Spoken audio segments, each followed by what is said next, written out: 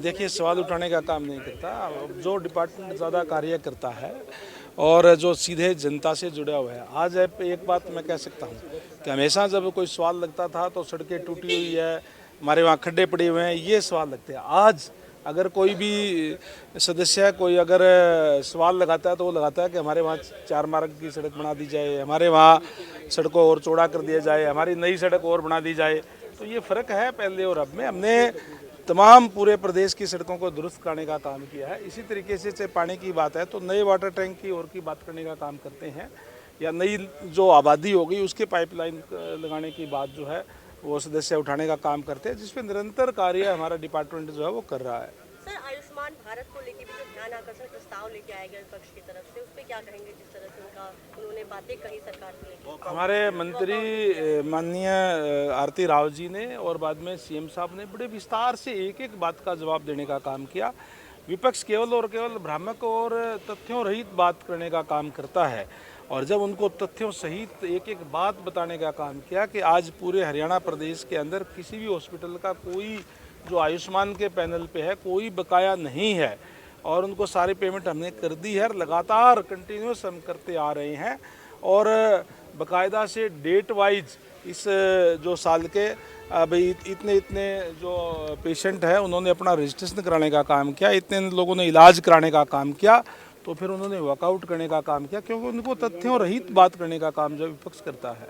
Sir, जब भी विपक्ष कोई प्रस्ताव लाता है या कोई भी चीज़ पे चर्चा होती है तो हमेशा वॉकआउट करते हैं, फिर वो ये कहते हैं कि सरकार जवाब नहीं देती है। देखिए, कोई भी अगर बात अपनी कहते हैं तो अपनी बात कह करके फिर वॉकआउट करना, क्योंकि झूठ टिक नहीं सकता, इसलिए वो वॉकआउट करते हैं। सच्चाई वो सुन नहीं सकते, इसलिए वॉकआउट करने का काम करते हैं। माननीय सीएम साहब ने बड़े तथ्यों से एक एक बात पे जवाब देने का काम किया। पहले हमारे जो मंत्री आरती राव जी, उन्होंने भी एक एक बात पे जवाब देने का काम किया।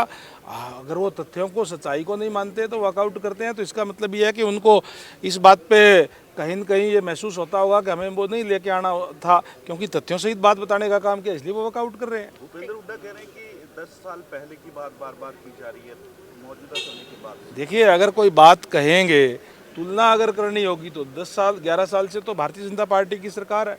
वो अगर किसी भी बात पे वो बात करेंगे कि आपने ये नहीं किया, वो नहीं किया, ये करना चाहिए, वो करना चाहिए, तो कहीं न कहीं तुलना तो की जाएगी कि आपके समय में ये था और हमने इतना बेहतर करने का काम किया। इस पारदर्शी तरीके से करने का काम जो किया है, जिस तरीके से घपले और घोटाले उनके समय में होते थे, कहीं न कहीं उनका जिक्र तो अब आएगा जब उन्होंने राज्य चलाने का काम किया। ठीक है। एक मामला आ गया है बावल का।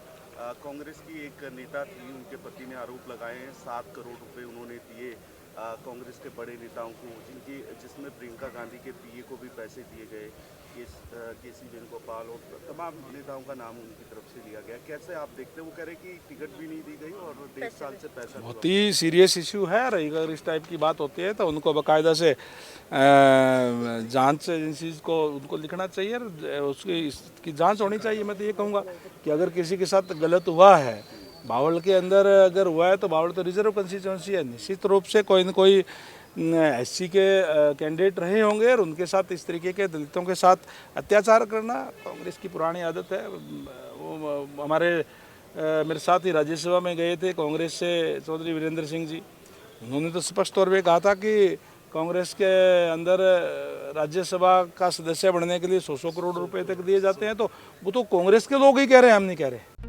हमसे जुड़े रहने के लिए हमारे YouTube चैनल को सब्सक्राइब करें और नई वीडियो की नोटिफिकेशन के लिए बेल आइकॉन को दबाएं। अगर आप ये वीडियो Facebook पर देख रहे हैं तो लाइक जरूर करें और ज्यादा से ज्यादा शेयर करें। धन्यवाद।